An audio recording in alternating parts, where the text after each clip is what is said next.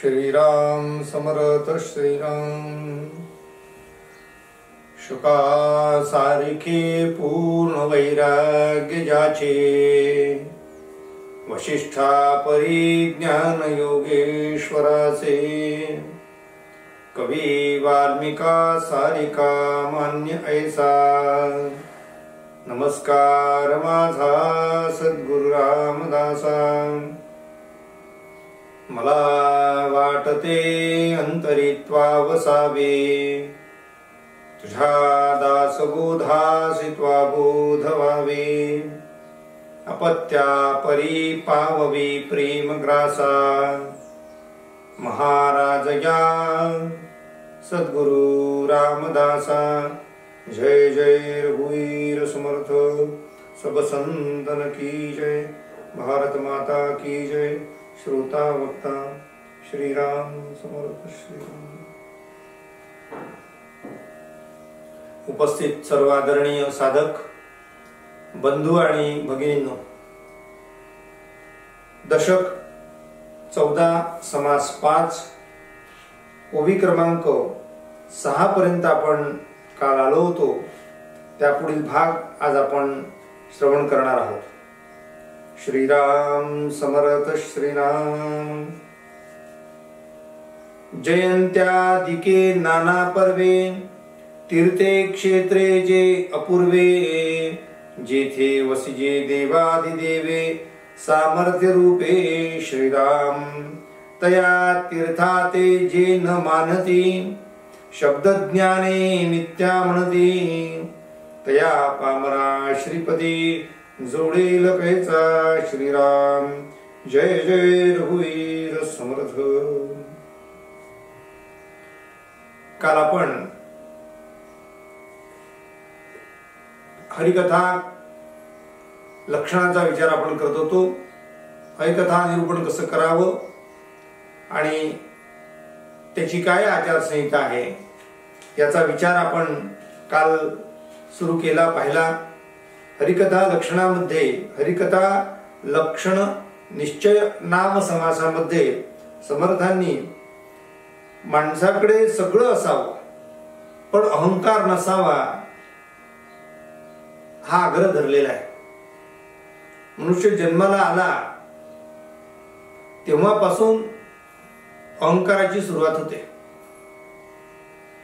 मनबुद्धी चित्त अहंकार। अहंकार म्हणजे मीपणा। तो मीपणा देहामुळे निर्माण होतो। मी देह आहे या भावनेतून माणूस हळूहळू त्या देहाला मी म्हणतो, देहाकडनं ज्या कृती घडतात त्यामुळे ते कर्तृत्व माझं आहे असं माणसाला वाटू लागते। परंतु त्या देहामध्ये वास करणारा जो देही आहे तो खरा सामर्थ्य संपन्न आहे। देह तर मुळात जड आहे। त्या जडामध्ये ते चैतन्य असल्यामुळे ते सगळं सामर्थ्य त्या चैतन्याचं आहे। पण अज्ञानामुळे आपण देहाला मी म्हणतो आणि त्यामुळे त्याकडनं घडलेल्या कृती त्याला देहाने केल्या, मी केल्या असं वाटू लागते। म्हणून समर्थ इथे म्हणतात आहे, रागज्ञानी ताळज्ञानी सकळ कळा ब्रह्मज्ञानी। निराभिमाने वर्ते जनी, तरी तेही अपूर्वता। सामान्यतः माणसाला गर्व हा आपल्याकडे कौशल्य असल्यामुळे येतो, ज्ञान असल्यामुळे येतो। मागे आपण पाहिलं होतं गर्वांच्या जागा कोणकोणत्या आहेत, अहंकाराच्या जागा कोणत्या आहेत। तर सौंदर्याचा अभिमान, कारण त्याचा रूपाशक्ती आहे जी। शक्तीचा अभिमान, संपत्तीचा अभिमान, सत्तेचा अभिमान आणि एवढं असून सुद्धा ज्ञानाचा अभिमान माणसाला येतो। आणि सर्वात जास्त अभिमान टिकतो शेवटपर्यंत तो ज्ञानाचा अभिमान। मी ज्ञानी आहे, जरा 4 बुक शिकले की माणसाला वाटते की माझ्यासारखा शहाणा कोणीच नाही. 4 पैसे कमवायला लागले की घरातील आई वडील जे आहे त्या आई वडिलांना तो मानत नाही. त्याला वाटते आता मी करता झालेला आहे. पुन्हा तो कर्तेपणाचा जो भाव आहे तोच त्रासदायक आहे. समर्थांनी मी करता ऐसे म्हणसी तेणे तू कष्टी होशी. माणसाच्या दुःखाचं मूळ कारण काय हो? मूळ कारणच कर्तेपण भाव आहे. त्यांनी करावं परंतु कर्तेपणा आपल्याकडे घेऊ नये. सगळं करणारा परमेश्वर आहे या भावातून जर माणूस जगू लागला तर त्याला दुःखाचं कारण राहणार नाही.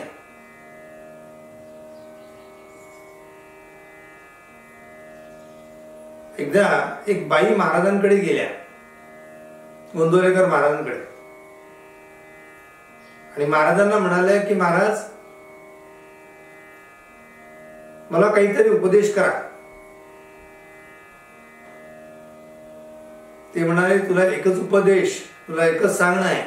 सकाळी उठल्याबरोबर देवासमोर हात जोडायचे आणि देवाला प्रार्थना करायची की देवा आजचा दिवस तुझ्या कृपेने जाऊ दे.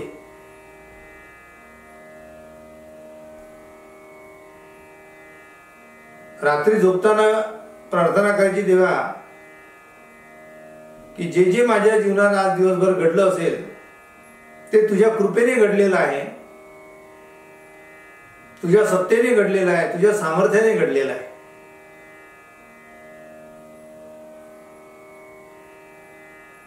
म्हणून भगवंताला नमस्कार करायचा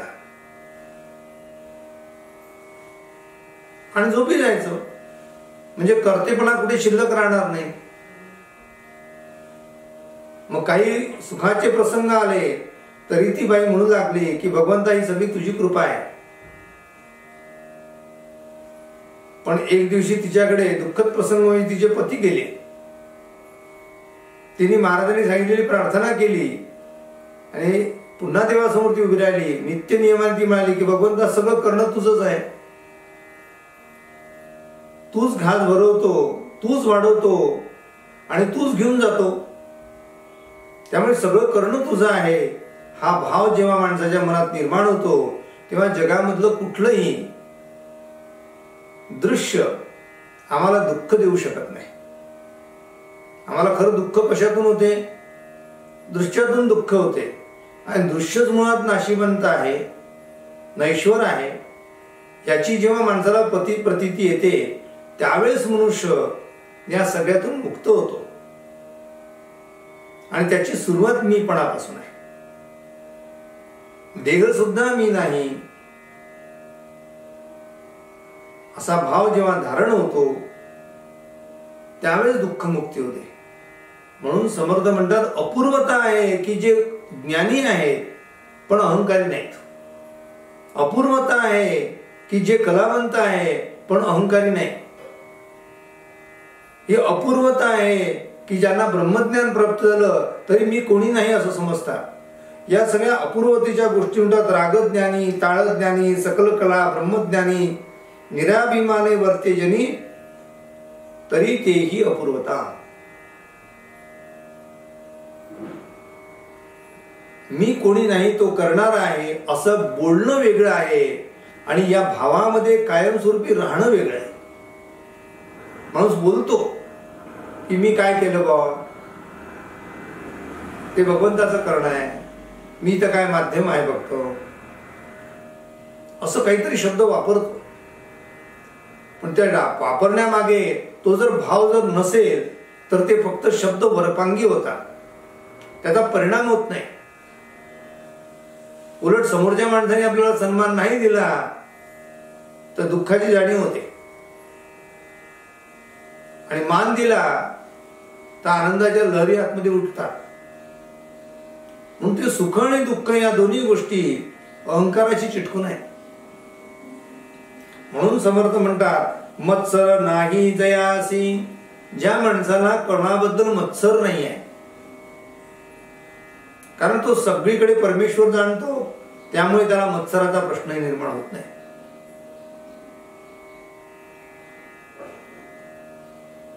समर्थात मत्सरी अशी मिथ्या म्हणती तरी अवघेची ग्रंथ उच्छेदिती. मी ज्ञानी आहे असं समजून ग्रंथाचं वाचन करताना सुद्धा तो म्हणतो बा हे मला माहितच होतं. हे तर यामध्ये बरोबरच नाही, त्यातल्या चुका काढत होतो. स्वतःची बुद्धी अधिक वापरल्यामुळे कधी कधी संतांनी सांगितलेलं सुद्धा माणसाला पटत नाही. मी सांगतो ते बरोबर आहे असं त्याला वाटू लागते. म्हणून समर्थ म्हणतात मत्सर नाही जयासी जो अत्यंत प्रिय सज्जनासी. सज्जन लोकांना जो प्रिय आहे, चांगला कोण आणि वाईट कोण, तसं तुम्ही जर आत्मतत्वावर जर विचार केला तर सगळीकडे सारखेच आहे, कोणी वाईट नाही कोणी चांगलं नाही. भगवंतानी घडवलं आहे तसे सगळे. पण जो सज्जनांना प्रिय आहे तो सगळ्यांच्या हिताचा आहे, तो सगळ्यांना प्रिय आहे.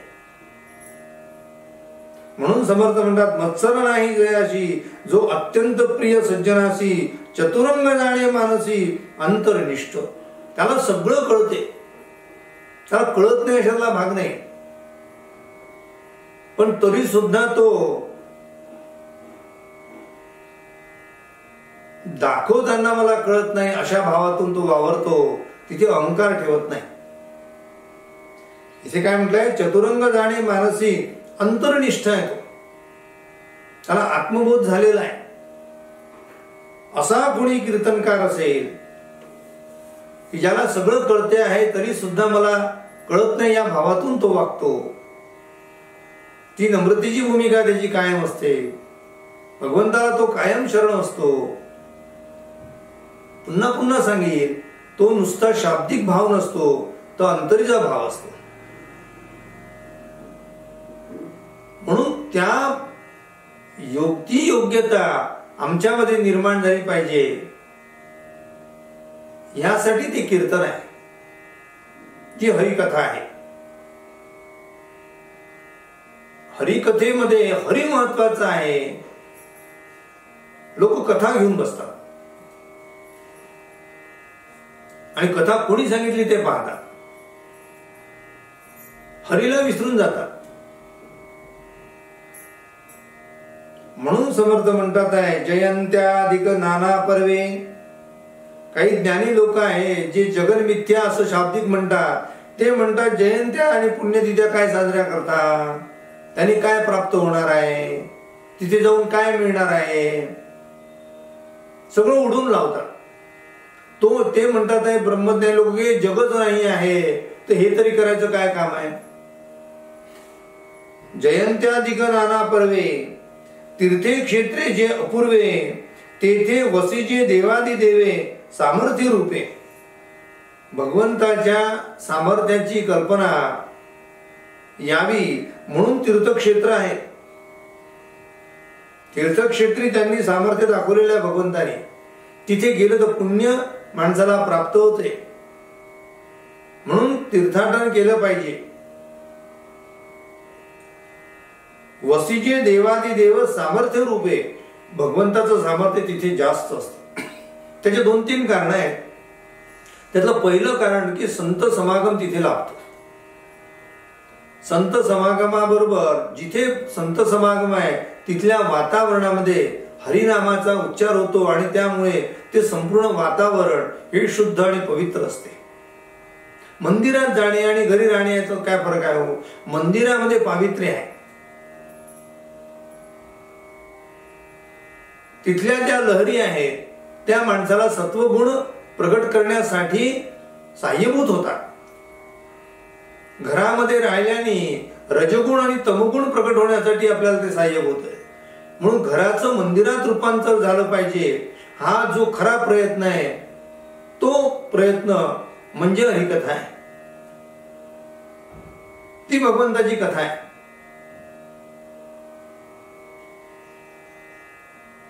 म्हणून समर्थ म्हणतात आहे की ज्या ठिकाणी भगवंत आहे तिथे त्याचं सामर्थ्य आहे आणि म्हणून त्या कराव्या.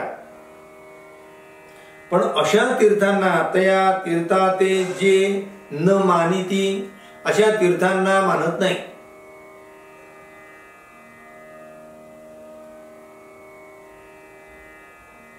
काशीला कशाला जाता? गंगेला जाऊन काही पाप धुतल्या जाते का? देवाला जाऊन काही प्राप्त होते का? अशा प्रकारच्या काहीतरी मनामध्ये चुकीच्या कल्पना ठेवतात आणि या सगळ्या तीर्थक्षेत्रांना, पुण्यक्षेत्रांना, ग्रंथांना, संतांना जे उडवून लावतात. समर्थ ते म्हणतात, तया तीर्था ते जे न मानिती, शब्दज्ञाने मिथ्या म्हणती, तया पामरा श्रीपती, जोडेल कैचा श्रीराम. म्हणून जोपर्यंत तुम्हाला देहबोध आहे तोपर्यंत जगत आहे. म्हणून देहबोध आहे तोपर्यंत जगत असल्यामुळे जे आम्हाला दिसते आहे त्यामध्ये भगवंत शोधला पाहिजे. ज्यावेळेस आम्हाला दिसणं बंद होईल त्यावेळेस आम्ही या गोष्टीला मिथ्या म्हणून आम्ही स्वीकारू. दिसणं बंद होणार का? दिसणं बंद होणे याचा अर्थ आंधळे होणे नाही. दिसणं बंद होणे याचा अर्थ दृश्यामध्ये द्रष्ट्याने सामावून टाकणे, याचा अर्थ त्रिपुटीचा लय होणे. असं जेव्हा होईल म्हणजे जेव्हा मनुष्य ते परमतत्व प्राप्त करील, ज्याला देहबोधच राहणार नाही, त्याला तीर्थयात्रेला जाण्याची गरज नाही.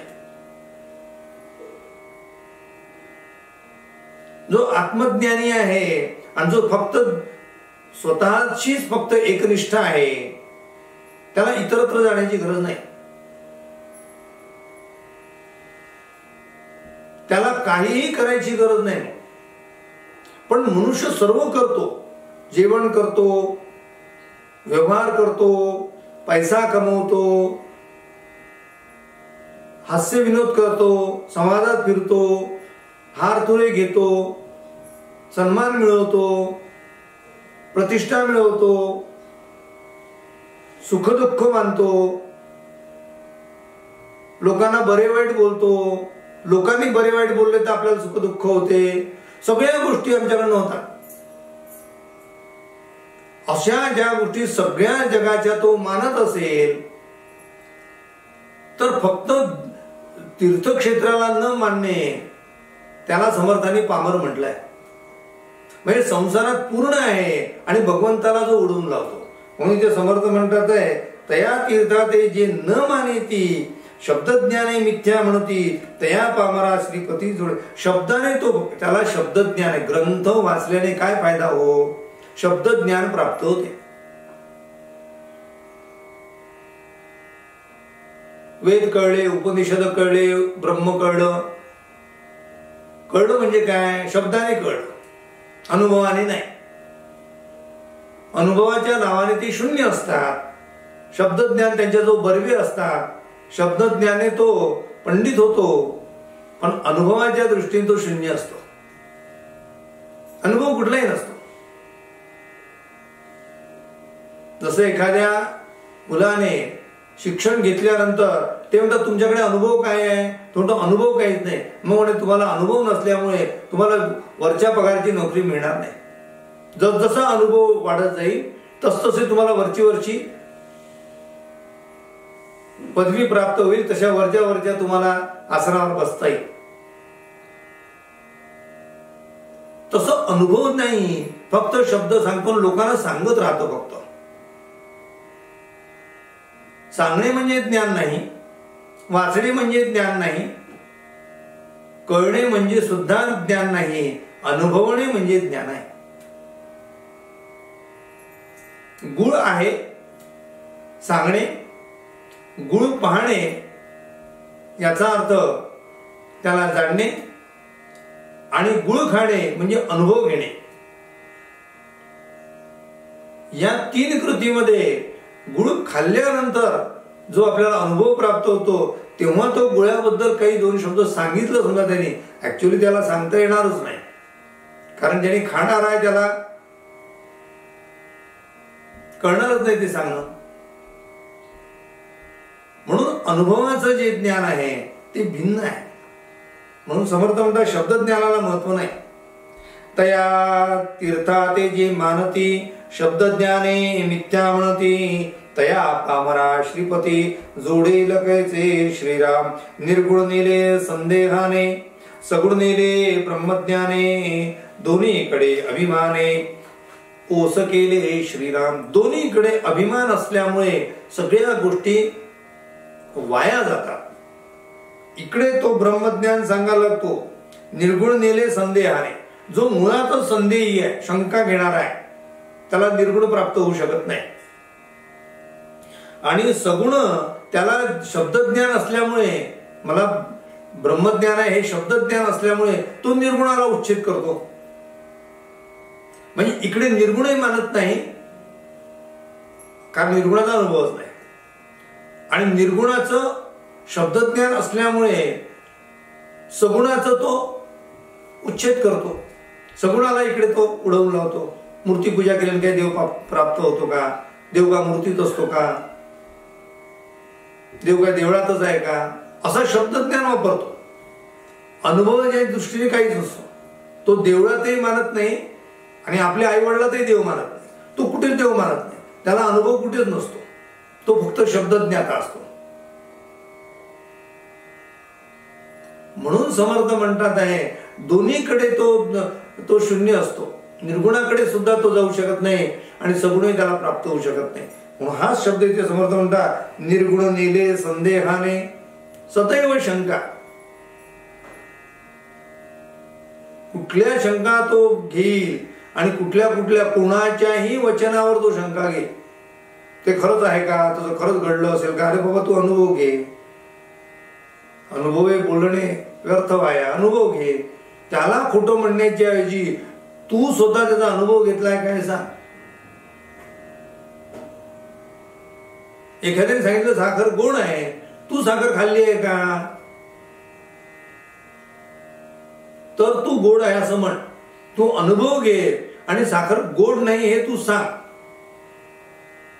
तू अनुभव घेतला नाही, तो त्याने साखर खाल्लेली आहे, त्याला साखरेची चव माहिती आहे, त्यामुळे त्याला त्याचा अनुभव आहे, तो त्याच्या अनुभवाने सांगतो. तो ऐकून घे. तू स्वतःच्या पातळीवर, ज्याला गुरुप्रचिती, आत्मप्रचिती, शास्त्रप्रचिती म्हणतात, ती प्रचिती स्वतः घे आणि त्या प्रचितीतून तू ठरव आणि मग बोल. म्हणून ते म्हणतात आहे निर्गुण नेले संदेहाने सगुण नेले ब्रह्मज्ञाने. ब्रह्मज्ञान आहे, सगुण कसं काय? ब्रह्मज्ञान मला प्राप्त झालं असं तो स्वतः समजतो. जगात सगळीकडे जगत नाही, इथून तो सुरुवात करतो आणि म्हणून त्याला सगुण सुद्धा प्राप्त होत नाही. दोन्हीकडे अभिमाने. शेवटी कोण आहे? अभिमान. मला कळलं, मला समजलं, मला वाटते, माझं असं म्हणणं आहे असं म्हणून तो सदैव बरळत राहतो. पुढे असतात सगुण मूर्ती. मी काय सांगतो आहे? समर्थ म्हणतात की हरिकथा करत असताना, हरिकथाकार, प्रवचनकार, कीर्तनकार जो कोणी असेल त्याने कोणती दक्षता घ्यावी? आता पुढे असता सगुण मूर्ती निर्गुण कथा जे करती प्रतिपादुनी उच्चेदिती तेची पडत मूर्ख श्रीराम. समर्थाने स्वतंत्र पडत मूर्खाचा समास लिहिलेला आहे. जो कोणी वाचेल त्याच्या लक्षात येईल की आपलंच मनोगत त्याने तिथे, आपलंच म्हणजे आपल्याचकडे पाहून समर्थाने कदाचित तो समास लिहिला असेल. जगातील सगळ्या परत मूर्खांना एका माळीमध्ये ओढण्याचं काम समर्थांनी केलं. त्यातला हा एक पडत मूर्ख आहे की तो प्रवचन करतो, कीर्तन करतो, निरूपण करतो तो, परंतु कसा करतो? पुढे असता सगुण मूर्ती देवळामध्ये उभा आहे. समोर भगवंताची मूर्ती आहे. सगळे भाविक जण जमा बसलेले आहेत. सगळे जण भक्तीमध्ये तल्लीन आहे. ते नवविधा भक्तीच्या एक एक पायऱ्या पुढे पार करतात आहे. अशा वेळी सगुण मूर्ती समोर असताना निर्गुण कथा जे करती. निर्गुण कथा म्हणजे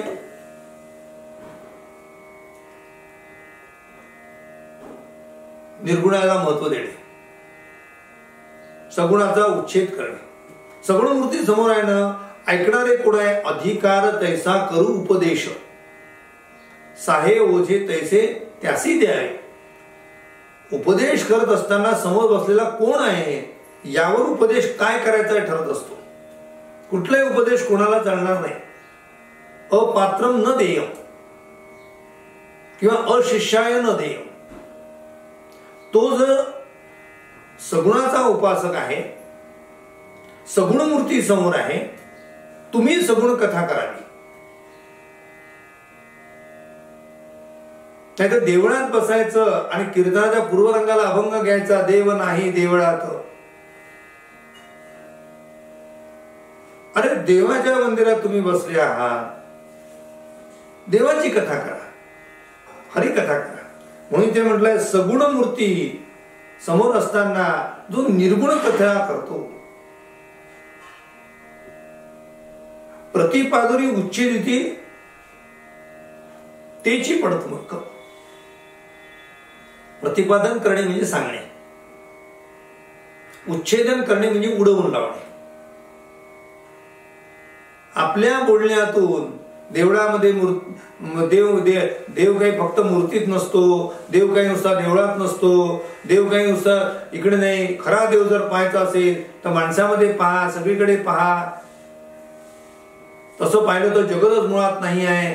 निर्गुणाकडे आपण गेलो पाहिजे. सगुणाला काय महत्व नाही आहे. तुम्ही आज कशाला आले? अरे बाबा आज पांडुरंगाच्या दर्शनाला गेलो आहे, त्याचं गुणगान गा.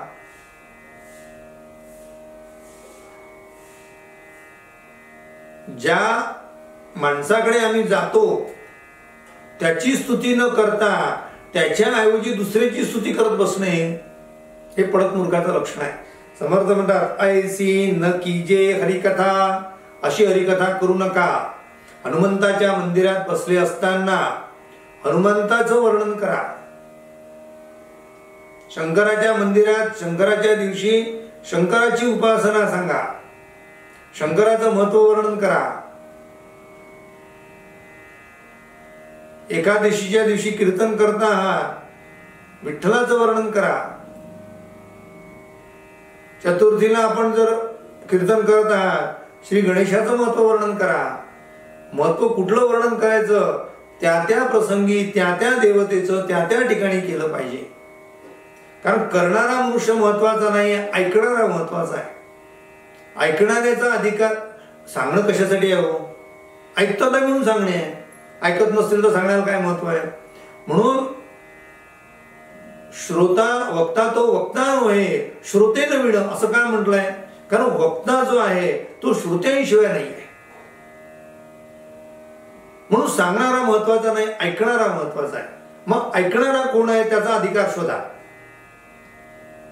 मी 5व्या वर्गात शिकवत असेल तर मला 5व्या वर्गाच्या योग्यतेचं सांगावं लागेल. मी 8व्या वर्गात शिकवत असेल तर त्यांचं पाठ्यपुस्तक पाहावं लागेल.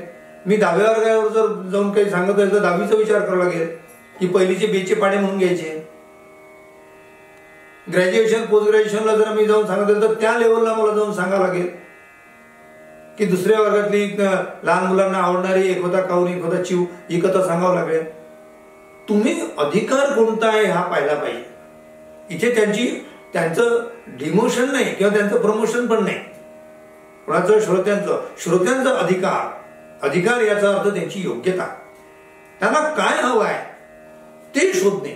आणि ते जर त्याचं जर आपल्याला मर्म कळलं नाही तर वक्ता जो आहे तो कितीही जरी तिथे ब्रह्मज्ञान सांगत असेल तर त्याला काही किंमत राहणार नाही. म्हणून शिक्षण क्षेत्रामध्ये जे शिक्षण देणारे असतात त्यांच्या शिक्षण देण्यासाठी त्यांच्या ज्या विद्यार्थ्यांना शिकवणार आहात त्याचा अभ्यासक्रम त्यांना असतो. वर्ग 1ली ते 7वी पर्यंत शिकवणारे किंवा 8वी पर्यंत शिकवणारे असतील तर त्यांना जे दिलेलं आहे ते बालमानसशास्त्र दिलेलं आहे. 8वी ते 10वी पर्यंत जे असेल त्यांना किशोरांचं मानसशास्त्र दिलं आहे. पाठ्यपुस्तक बदललंय त्यांचं. अभ्यास बालकांना कसं सांगितलं पाहिजे, किशोरांना कसं सांगितलं पाहिजे, तरुणांना कसं सांगितलं पाहिजे, वृद्धांसाठी कोणता विषय घेतला पाहिजे. सांगणाऱ्याने तो विचार केला पाहिजे. म्हणून समर्थांनी या ठिकाणी वर्णन करताना म्हटलेलं आहे, ऐसी न कीजे हरिकथा, अशी हरिकथा करू नका. सगुणापुढे सगुणाचं ध्यान करा. निर्गुण ऐकण्यासाठी बसले असतील तर निर्गुणाच्या लोकांना तसं सांगा. त्याचं स्पष्टीकरण समर्थ पुढे करतात आहे. ऐसी न कीजे हरिकथा, अंतर पडे उभयपंथा, परीस लक्षणे आता, हरिकथेची श्रीराम, जय जय रघुवीर समर्थ. अधिक याचा विचार आपण उद्याच्या निरूपणात करूया. आपल्या हृदयस्थ असलेल्या परमेश्वराला विनम्र अभिवादन. आजची निरूपण सेवा श्री समर्थ चरणी समर्पित करतो आणि थांबतो. उपासनेला दृढ चालवावे, भूदेव संतासी सदा नमावे, सत्कर्म योगे वय घालवावे, सर्वामुखी मंगल बोलवावे. जय जय रघुवीर समर्थ, सब संतन की जय. भारत माता की जय. श्रोता वक्ता श्रीराम समर्थ श्रीराम.